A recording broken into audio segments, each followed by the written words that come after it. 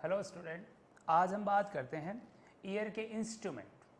क्योंकि ईयर के इंस्ट्रूमेंट हैं वो उसके बारे में नॉलेज होना बहुत ज़रूरी है, क्योंकि कोई भी पर्सनस है वो ओटी के अंदर काम करता है तो उसके बारे में जब उसको इंस्ट्रूमेंट के बारे में पता नहीं होगा तो फिर वो प्रॉपर रूप से प्रोसीजर कंडक्ट नहीं कर पाएगा। तो जब भी कोई स्टूडेंट या कोई भी स्टाफ है वो ओटी के अंदर इंटर करता है तो उनको ओटी में स्पेशली ईयर से रिलेटेड सर्जरी की ओटी में इंटर करता है तो उनसे रिलेटेड इंस्ट्रूमेंट होते हैं, उनको उनके बारे में सारा नॉलेज उनको होना चाहिए। तो आज हम ईयर से रिलेटेड जितने भी इंस्ट्रूमेंट हैं जो ओटी में यूज करवाते हैं उनके बारे में डिस्कशन करेंगे। तो हम देखते हैं इसके अंदर फर्स्ट इंस्ट्रूमेंट है ओटोस्कोप। ये बहुत ही इंपॉर्टेंट है क्योंकि इसका बहुत बार क्वेश्चन आ गया। अभी पटना एम्स के अंदर इसके बारे में एक इमेज दिया था और इमेज देके पूछा गया था कि जो इंस्ट्रूमेंट है इसका नाम क्या है। तो ये आप इजीली बता सकते हो कि ये इंस्ट्रूमेंट कौन सा है, ओटोस्कोप है। अच्छा, ये इंस्ट्रूमेंट है ओटोस्कोप जो काम क्या करता है, specially direct visualisation of external ear. मतलब एक्सटर्नल ईयर, और एक्सटर्नल ईयर में क्या इन्वॉल्व कर रहे थे हम, एक्सटर्नल ईयर के अंदर क्या क्या पार्ट आ रहे थे। एक्सटर्नल ईयर में पीना, इसके अलावा एक्सटर्नल एकॉस्टिक कैनाल और टिम्पेनिक मेम्ब्रेन। तो पीना, एक्सटर्नल एकॉस्टिक कैनाल और टिम्पेनिक मेम्ब्रेन, इन तीनों को डायरेक्ट विजुअलाइज कर सकते हैं हम। किसके द्वारा, ओटोस्कोप के द्वारा। तो देखो, एक तो इंस्ट्रूमेंट की इमेज आए और उसके डायरेक्ट जब विजुअलाइजेशन करते हैं एक्सटर्नल ईयर के अंदर तो ये तीनों पार्ट देखते हैं। तो जब टिम्पेनिक मेम्ब्रेन का विजुअलाइजेशन करते हैं तो आपको पता है कि टिम्पेनिक मेम्ब्रेन है वो नॉर्मल कलर में देखे तो पर्ल व्हाइट कलर के अंदर इन्वॉल्व होती है, लेकिन जब इन्फेक्शन हो जाता है टिम्पेनिक मेम्ब्रेन में तो जब ओटोस्कोप से हम विजुअलाइज करते हैं तो टिम्पेनिक मेम्ब्रेन रेडिश कलर की देखने को मिलती है। तो रेडिश कलर की टिम्पेनिक मेम्ब्रेन हो जाए तो ये इस इंस्ट्रूमेंट से आइडेंटिफाई हो जाती है। इसके अलावा एक्सटर्नल एकॉस्टिक कैनाल में ओटाइटिस एक्सटर्ना वगैरह हो जाए तो उसको विजुअलाइज करने के लिए कौन सा इंस्ट्रूमेंट यूज करवाते हैं, ओटोस्कोप। तो एक तो ये हो गया। दूसरा ये हो गया कि आपको एक इमेज दे दिया और उस इमेज के अंदर ये पूछ लिया कि जो प्रोसीजर कर रहे हैं ये प्रोसीजर किस टाइप का प्रोसीजर है। तो ये प्रोसीजर है कि किसी भी पर्सन के एक्सटर्नल ईयर को डायरेक्ट विजुअलाइज कर रहे हैं, इस प्रकार के प्रोसीजर। तो ये दोनों क्वेश्चन कैसे भी पुटअप किए जा सकते हैं, तो आप इसको बता सकते हो। Yes, clear. नेक्स्ट वन है, सेकंड इमेज है, ये बहुत इंपॉर्टेंट इमेज है। ये अब की बार आने के बहुत ज़्यादा चांस हैं इसके, क्योंकि जिस प्रकार से 25% इमेज बेसिस का वेटेज किया है पेपर के अंदर, तो ये इमेज आने की ज़्यादा चांस है। तो इसके अंदर नेक्स्ट वन है मायरेंजोटॉम। मायरेंजोटॉम है ये इंस्ट्रूमेंट, देखो किस प्रकार का इंस्ट्रूमेंट है। इस इंस्ट्रूमेंट का जो एंड पार्ट है वो सिक्कल नाइफ लाइक स्ट्रक्चर का है। सिक्कल नाइफ का मतलब थोड़ा सा एक राउंडेड है, घुमा हुआ पार्ट है, आगे से घुमा हुआ है। तो सिक्कल का मतलब क्या हो गया, राउंडेड पार्ट है, और आगे से निकुला पार्ट है। तो नाइफ लाइक इंस्ट्रूमेंट होता है। इस इंस्ट्रूमेंट का यूज किसके लिए करवाते हैं, मायरेंजोटॉमी। What is मायरेंजोटॉमी। मायरेंजोटॉमी का मतलब होता है कि एक surgical incision made on tympanic membrane. Tympanic membrane पे सर्जिकल इंसिजन बनाना ही क्या कहलाता है, मायरेंजोटॉमी कहलाता है। और इस सर्जरी में जो इंस्ट्रूमेंट यूज करवाते हैं वो कौन सा इंस्ट्रूमेंट होता है, मायरेंजोटॉम। तो देखो, पहला तो इसका हो गया कि कैसी शेप का होता है, सिकल नाइफ शेप का होता है, और ये यूज करवाते हैं myringoplasty and can also use perform to myringotomy. देखो, इसमें पहला आपको पता, पहला क्वेश्चन ये बन गया कि मायरेंजियोटॉमी का मतलब क्या होता है। तो हम बता सकते हैं कि क्या हो गया इसका मतलब कि surgical incision on the tympanic membrane. But यहाँ पे मोस्ट इंपोर्टेंट क्वेश्चन ये बनता है कि जो मायरेंजियोप्लास्टी करते हैं, यस, मायरेंजियोप्लास्टी का मतलब repayment of tympanic membrane. Tympanic membrane को हमने क्या किया, रिपेयर किया। अब देखो, टिम्पेनिक मेम्ब्रेन को जब रिपेयर करते हैं तो रिपेयर का मतलब ये हुआ कि कहीं से ग्राफ्टिंग तो करनी पड़ेगी कि नहीं पड़ेगी, कि टिम्पेनिक मेम्ब्रेन में होल हो गया यानी परफोरेशन हो गया। जैसे सपोज करो कि ये टिम्पेनिक मेम्ब्रेन थी हमारी, इस टिम्पेनिक मेम्ब्रेन में सेंट्रल पार्ट पे क्या हो गया, परफोरेशन। अब सेंट्रल पार्ट पे परफोरेशन हो गया तो इस पार्ट के को वापस रिपेयर करने के लिए दूसरे पार्ट से स्किन लेके आनी पड़ेगी और यहाँ पे अप्लाई करनी पड़ेगी, ठीक है। तो इसको बोलते हैं ग्राफ्टिंग करना। तो यहाँ पे क्वेश्चन ये बनता है कि जो मायरेंजियोप्लास्टी के अंदर जो ग्राफ्टिंग करते हैं वो मोस्ट कॉमन कौन सी साइड से ली जाती है। तो हम यहाँ पे क्वेश्चन लिख सकते हैं कि मोस्ट कॉमन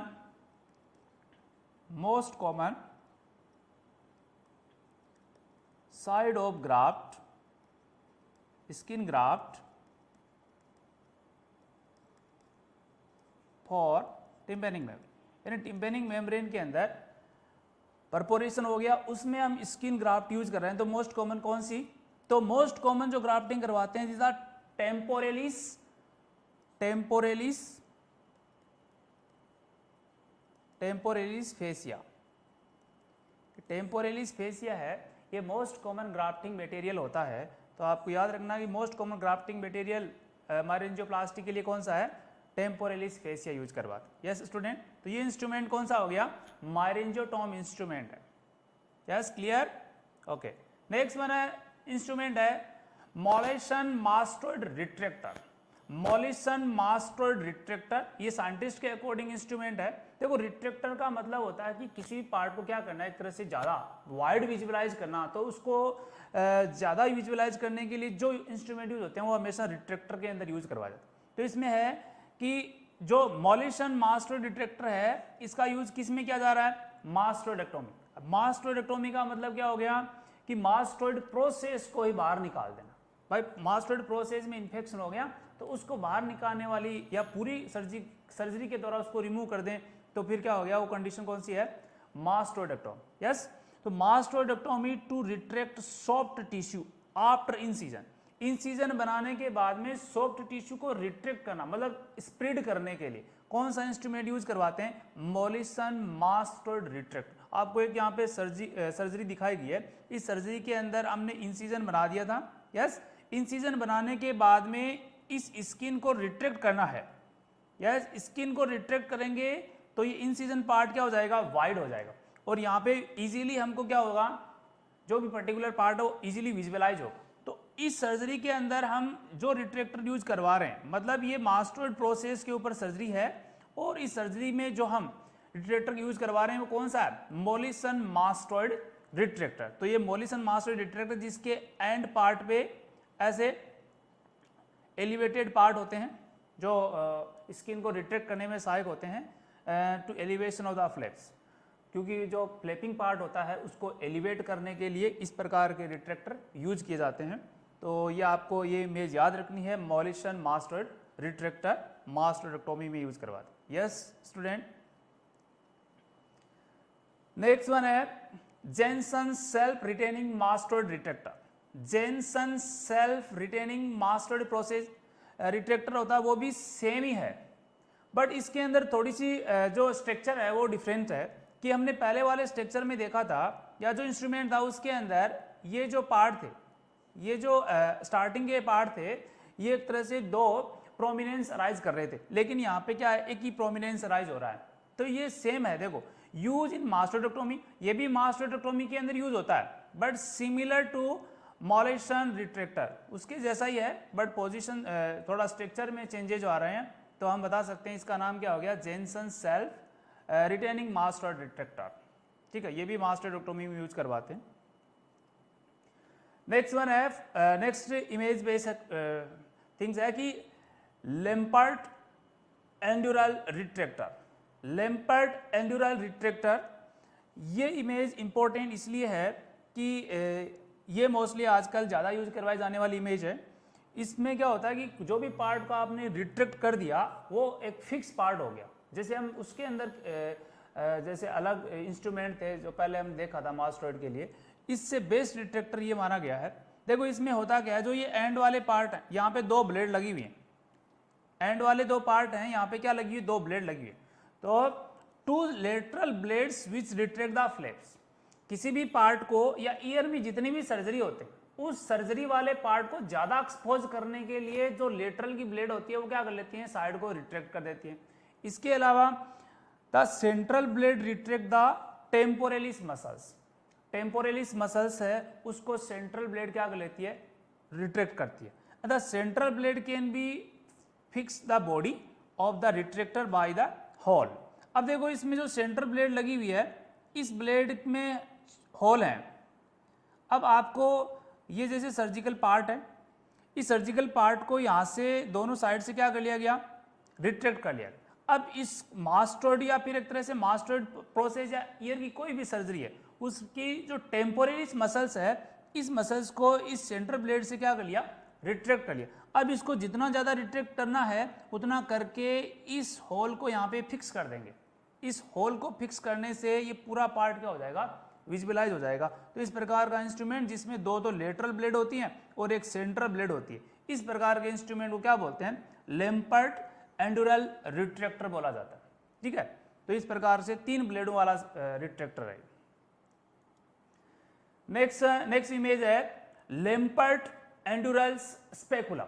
ये स्पेकुलम का मतलब होता है किसी पार्ट को ज्यादा अवॉइड करना। भाई उसके अंदर तो हमने सर्जिकल पार्ट को क्या किया था, सर्जिकल पार्ट को कट करके फिर वाइड किया था। यहाँ पे क्या होता है कि जो ओरिकल्स होते हैं उनको वाइड करने के लिए यूज करवाते हैं, तो वो कौन से होते हैं, स्पेकुलम यूज करवाते। तो देखो इसमें है, it is a like vena model nasal speculum. Vena model nasal speculum मतलब नेजल कैविटी के लिए स्पेकुलम आता है, सेम ऐसा ही होता है वो। ठीक है, उसका नाम है vena model nasal speculum. But इसमें डिफरेंस क्या है कि ये कर्व है, आगे से ये क्या है, थोड़ा सा कर्व है, जबकि जो वेना मॉडल नेजल स्पेकुलम आता है वो एकदम स्ट्रेट आता है। ठीक है, इतना सा इसके अंदर डिफरेंस है। It is use in the spread open the meatus. Meatus वाला पार्ट एक्सटर्नल अकोस्टिक कैनाल है, इसको हमने क्या कर दिया, वाइड कर दिया। कि जैसे सपोज करो ये पीना वाला पार्ट था, ठीक है, इसके बाद में कौन सी कैनाल थी, एक्सटर्नल अकोस्टिक कैनाल। अब इसके अंदर क्या हो गया, या तो कोई इन्फेक्शन हो गया, ये प्रोपोर्शंस के अंदर विजुअलाइज करना है, तो उस दौरान हम क्या करते हैं, स्पेकुलम का यूज करवाते हैं। अब ये क्या करता है कि इसको जैसे हमने मीटस में लगाया, तो मीटस को ये क्या करेगा, जब इसको बाहर की तरफ हम क्या करेंगे, कंप्रेस करेंगे, तो ये मीटस को ज्यादा कर देगा वाइड। तो क्या हुआ कि spread open the meatus, meatus को ये ज्यादा ओपन कर दिया। When we giving local injection, भाई डायरेक्ट जैसे टिम्पेनिक मेम्ब्रेन के ऊपर इन्फेक्शन हो गया तो हमको डायरेक्ट ऐसा इंजेक्शन देते हैं जो टिम्पेनिक मेम्ब्रेन पे जाके क्या हो, एक्सपोज हो, तो उस दौरान हम क्या कर सकते हैं, इंजेक्शन में यूज करवाते हैं। एंड मेकिंग द इंड्यूरल इंसिजन, कई बार है इंड्यूरल में इंसिजन बनाते हैं, उस दौरान भी इस इंस्ट्रूमेंट का क्या करते हैं, हम यूज करवाते हैं। तो इमेज बेस में यदि एग्जाम के अंदर इस प्रकार की इमेज आती है और थोड़ा ये देखो राउंडेड है, सीधा नहीं है, राउंडेड इमेज के बेस में है, तो इस प्रकार से राउंडेड आए तो इसका नाम क्या होगा, लेम्पर्ट एंडुरल स्पेकुलम। ठीक है, इतना सा डिफरेंस है। यहाँ पे एक प्रोसीजर इसमें दिखाया गया है कि एक्सटर्नल अकोस्टिक कैनाल है, इस कैनाल को इसने क्या किया, स्पेकुलम के द्वारा वाइड किया है, और वाइड करने के बाद में यहाँ पे क्या है, सिरिंज इंसर्ट किया, सिरिंज इंसर्ट किया, फिर इंजेक्शन के प्रोसीजर में भी ये यूज कराने वाली थिंग्स होती है। तो इस प्रकार का इंस्ट्रूमेंट को बोलते हैं। Yes, clear. नेक्स्ट है मास्टर्ड गोज। मास्टर्ड गोज किसके लिए यूज करवाते हैं, remove the bone in mastoid surgery. भाई मास्टर्ड सर्जरी के अंदर जो बोन पार्ट होता है, यानी कि या तो बोन का ओवर ग्रोथ हो जाए या फिर एक तरह से बोन है वो इन्फेक्टेड हो जाए, मतलब एक तरह से नेक्रोसिस वाली कंडीशन हो जाए, तो उस कंडीशन में उस पूरी बोन को क्या कर लेते हैं, रिमूव कर लेते हैं। ये क्योंकि इस प्रकार का इंस्ट्रूमेंट है, आगे से ओपन है, और इस पार्ट को हम डायरेक्ट क्या करते हैं कि पार्ट को ज़्यादा वाइड करके, और इस पार्ट को क्या करते हैं, जैसे इस पार्ट को हमने क्या किया, जैसे मास्टर्ड कर रहे हैं, तो मास्टर्ड प्रोसेस में मास्टर्डेक्टोमी कर रहे हैं, तो इस पार्ट को हमने पहले क्या कर लिया, वाइड। अब यहाँ पे जो बोनी पार्ट था वो उसको ये अबनॉर्मल बोनी पार्ट था, तो इस बोनी पार्ट को हमने स्पेकुलम के द्वारा क्या कर लिया है, वहाँ से रिमूव कर लिया। तो क्या काम आता है ये, use to remove bone in mastoid surgery में जो एक्स्ट्रा बोन होती है उसको रिमूव करना। ठीक है, इसकी वेरियस साइज अवेलेबल होती हैं, ये मतलब वाइड भी होता है और स्मॉल साइज में भी होता है, वो डिपेंड करता है कि पर्सन्स की कंडीशन कितनी सीवियर है। However it is not use now, लेकिन आजकल इसका यूज नहीं करते। आजकल इसका यूज इसलिए नहीं करते कि ये मतलब एक तरह से फिक्स नहीं है कि कोई भी पर्टिकुलर पार्ट में जो बोन है उसको निकाल दिया, ये क्या करती है, सराउंडिंग ऑर्गन को भी डैमेज करती है। जैसे ये हमारा जैसे मिडल ईयर था, यस, इसके पीछे एक मास्टर्ड का क्या था, प्रोसेस का एक था हेयर की सेल्स थी। अब देखो इस मास्टर्ड के अंदर जैसे ये पर्टिकुलर पार्ट है ये प्रभावित हो रहा है, अब आपको इस गोज मास्टर्ड गोज से इसको निकालना है, तो ये मास्टर्ड गोज इसको तो निकालेगा लेकिन सराउंडिंग ऑर्गन को भी डैमेज करते रहेगा, इसलिए कंडीशन ट्रीट होने की बजाय ज़्यादा कॉम्प्लिकेटेड हो जाती है, इसलिए इसका यूज नहीं करते हैं। आजकल किसका यूज करवाते हैं, a drill is preferred to gouge, मतलब आजकल ड्रिल का ज़्यादा यूज करवाए जाते हैं, गॉज का कम यूज करवाते हैं। तो इस प्रकार के इंस्ट्रूमेंट को क्या बोलते हैं, मास्टर्ड गॉज। Yes, clear. ऐसी इमेज आएगी तो हम बता सकते हैं इजीली। नेक्स्ट है लैम्पर्ट क्यूरेट। लैम्पर्ट क्यूरेट हैं, ये स्पेशली क्या करते हैं, किसी भी एयर सेल्स को डिफ्रेंशिएटेड करते हैं। देखो इसमें दिखाया गया है कि use for removal of the bony septa. देखो सेप्टा किसी भी बोनी पार्ट के अंदर या फिर बोनी एरिया में सेप्टम अराइज हो जाए अबनॉर्मल ग्रोथ का और granulation in the mastoid surgery. भाई देखो मास्टर्ड सर्जरी के अंदर ग्रेनुलेशन यानी एपिथेलियल टिश्यू की क्या हो जाती है, अबनॉर्मल ग्रोथ हो जाती है, वहाँ पे आपको अबनॉर्मल ग्रोथ देखने को मिलती है। तो उस अबनॉर्मल ग्रोथ को रिमूव करने के लिए एक ऐसा इंस्ट्रूमेंट यूज करवाते हैं, ठीक है। तो इस प्रकार का जो इंस्ट्रूमेंट है इसको बोलते हैं लैम्पर्ट क्यूरेट। तो लैम्पर्ट क्यूरेट किसके लिए यूज होता है कि बोनी सेप्टा को रिमूव करना और ग्रेनुलेशन पार्ट को रिमूव करने के लिए यूज करवाते हैं। यस, नेक्स्ट वन है मैक्विन क्यूरेट या फिर सेल सिकर। मैक्विन क्यूरेट और सेल सिकर इस प्रकार का इंस्ट्रूमेंट होता है। इसके अंदर आगे की तरफ देखो ये वाइड पार्ट होता है, ठीक है। ये वाइड पार्ट क्या करता है कि हमारी मास्टर्ड प्रोसेस, जैसे ये मिडल ईयर था पहले भी हमने बात की थी, और इसके पीछे क्या सी प्रोसेस है, मास्टर्ड वाली। इसमें कौन सी सेल होती हैं, हेयर की सेल। इन हेयर की सेल को ये क्या करता है कि एक तरह से जो इन्फेक्टेड सेल है उनको अलग करता है और जो नॉर्मल सेल है उनको अलग करता है, और उसके बाद में हम इजीली उन इन्फेक्टेड सेल को क्या कर सकते हैं, वहां से रिमूव कर सकते हैं। तो use in the mastoid surgery to explain the air cell. तो एयर सेल को एक्सप्लेन करता है कि कौन सी इन्फेक्टेड है कौन सी नॉर्मल है विथ वन एंड, तो एक दूसरे से डिफ्रेंशिएट करना, and to create the intervening septa and granulation with others. यानी उस पार्ट के अंदर यदि अबनॉर्मल ग्रोथ हुई है तो उस अबनॉर्मल ग्रोथ पार्ट को तो क्या कर लेता है, ये आइडेंटिफाई कर लेता। उसके अलावा जो नॉर्मल सेल है उनको डिफ्रेंशिएटेड करता। तो इस प्रकार का इंस्ट्रूमेंट को बोलते हैं मैक्विन क्यूरेट या सेल सिकर, यानी नॉर्मल सेल या अबनॉर्मल सेल के बीच में डिफरेंस देखने वाला इंस्ट्रूमेंट होता है, जिसको कौन सा इंस्ट्रूमेंट बोलते हैं, मैक्विन क्यूरेट या फिर cell seeker. Yes, next instrument है Farabeuf periosteal elevator. Farabeuf periosteal elevator, देखो पेरियोस्टियल का मतलब होता है कि पेरियोस्टियम पार्ट को क्या करना, एलिवेटेड करने वाला इंस्ट्रूमेंट होता है। तो पेरियोस्टियम किसको बोलते हैं आप, पेरियोस्टियम का मतलब होता है कि ये हमारी एक बोन है, इस बोन के ऊपर एक कवरिंग होती है, इस कवरिंग को क्या बोलते हैं आप, पेरियोस्टियम बोलते हैं। इस बोन के अंदर यानी कि मास्टर्ड की जो बोन है, इस बोन की जो ऊपर वाली कवरिंग है, इस कवरिंग को एलिवेट करने वाले इंस्ट्रूमेंट को कौन सा इंस्ट्रूमेंट बोलते हैं, फेराब्यू पेरियोस्टियल एलिवेटर। तो it is use in the elevation of periosteum. और पेरियोस्टियम का मतलब क्या हो गया, कवरिंग ऑफ बोन। बोन की कवरिंग को क्या बोलते हैं आप, पेरियोस्टियम। तो इसको एलिवेट कर लिया from the mastoid cortex of the mastoidectomy. तो जब मास्टर्डेक्टोमी करते हैं, मास्टर्ड प्रोसेस को निकालते हैं, तो इस लेयर को तो क्या कर लेते हैं, यहाँ पे रहने देते हैं। इसके अलावा जो इन्फेक्टेड पार्ट है इसको क्या कर लेते हैं, रिमूव। अच्छा, इस लेयर को एलिवेट करने के लिए कौन सा इंस्ट्रूमेंट आता है, फेराब्यू पेरियोस्टियल एलिवेटर आता है। यस, ये सारे इंस्ट्रूमेंट थे ईयर की सर्जरी से रिलेटेड जो आपको याद रखने हैं, और इनमें से आपको एक इमेज बेस्ड क्वेश्चन है वो जरूर मिलेगा। Yes student, thank you.